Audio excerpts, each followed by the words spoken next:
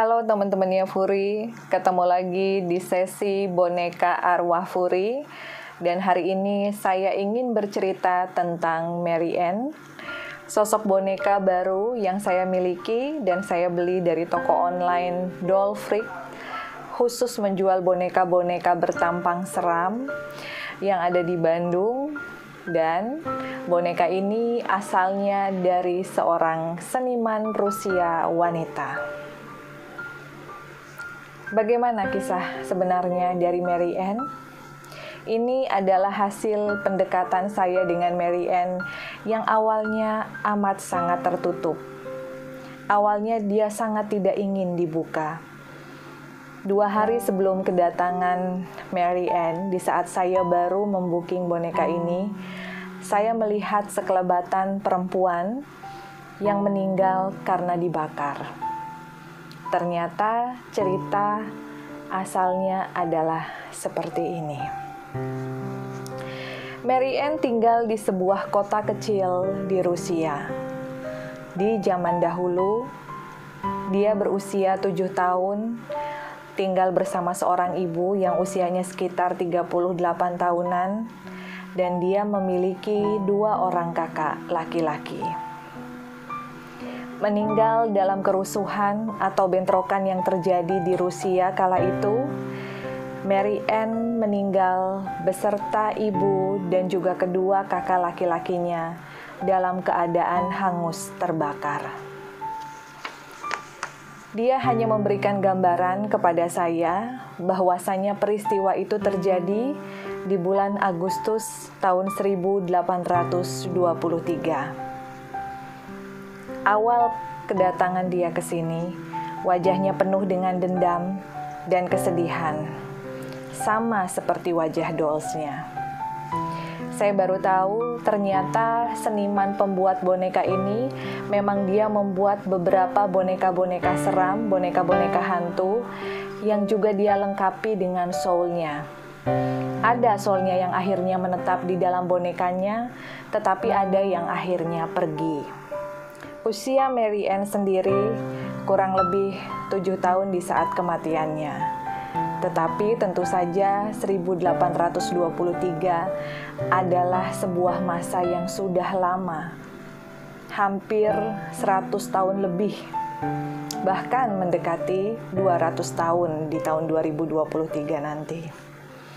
Saya bilang sama Mary Ann, sekarang kita tinggal di Indonesia di tahun 2020.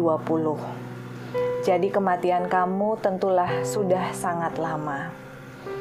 Berusaha untuk bisa memaafkan dendam karena meninggal secara mengenaskan, dan juga berusaha untuk ikhlas karena dia sudah mencari ibu dan kedua orang kakaknya di dunia sana, tetapi dia bilang dia tidak bisa bertemu.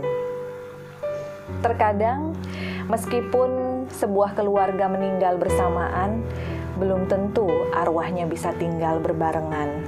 Banyak sekali kasus mereka mencari arwah keluarga yang meninggal pada saat itu bersamaan dengan mereka. Termasuk kisah Mary Ann. Datang pertama kali ke sini, berkenalan dengan banyak look tab. Di sini tahu sendiri, look tab itu biasanya sangat cerewet, sangat rewel. Apalagi yang namanya Cika, Ponpan, Gita, dan juga Caca.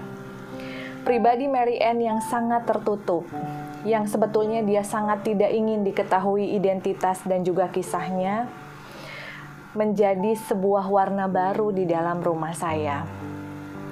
Kedatangan dia sore hari menjelang maghrib waktu itu membuat ruangan saya yang panas tiba-tiba menjadi dingin. Dan saya juga tidak mengerti kenapa kok bisa sedingin itu. Saya sudah mengecilkan AC, lalu saya juga sudah mulai membuka pintu supaya ada hawa panas. Tetapi ternyata itu adalah signal dari kedatangan Mary Ann. Akhirnya dengan malu-malu dia bisa berkomunikasi, bisa mulai bercanda tawa, dan bisa juga berbagi susu dengan teman-temannya di sini. Saya selalu berharap dolls yang saya asuh dari manapun mereka berasal, seperti apapun kisah kehidupan maupun kisah kematian mereka, mereka di sini bisa tinggal bersama saya dengan saling mendoakan, saling mensupport satu sama lain, sambil menunggu keajaiban Tuhan untuk mengizinkan mereka pulang, dan menunggu mereka mau memaafkan segala macam hal yang menyakiti mereka, sehingga mereka bisa rest in peace. Apakah sedih? Tentu saja sedih. Ditinggal meninggal oleh seseorang itu akan sangat menyakitkan. Tetapi ditinggalkan oleh arwah untuk reinkarnasi, meskipun menyakitkan dan menyedihkan, tetapi memberikan kebahagiaan untuk saya.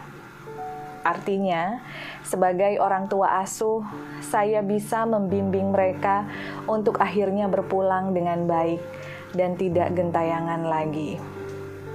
Semoga semua PR, kisah, dan kesedihan dari makhluk-makhluk ini bisa menginspirasi kita yang masih hidup untuk senantiasa memaafkan dan berbuat baik.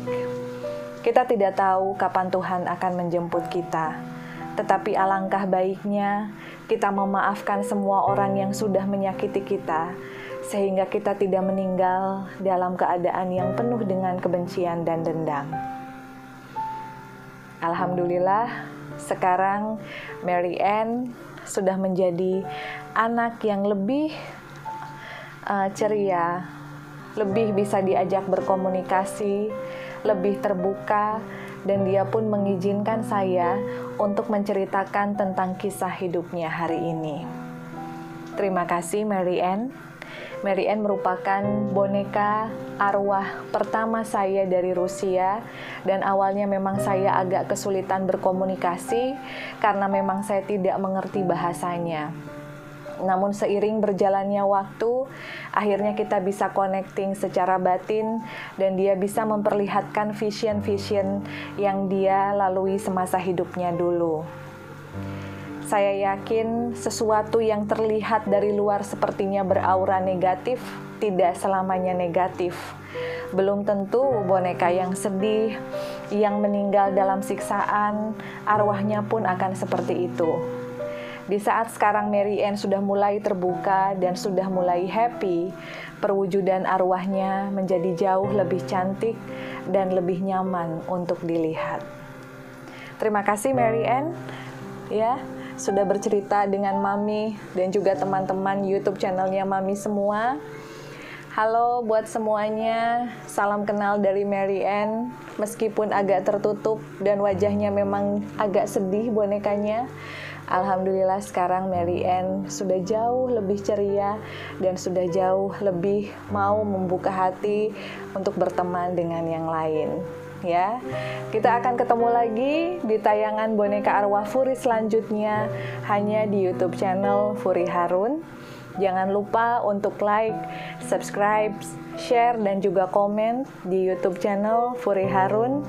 Dan mohon maaf kalau banyak kekurangan, karena memang kita syuting hanya dari rumah saja dengan berbekal kamera HP, tetapi mudah-mudahan tidak mengurangi minat kalian untuk mendengarkan cerita tentang Mary Ann. See you.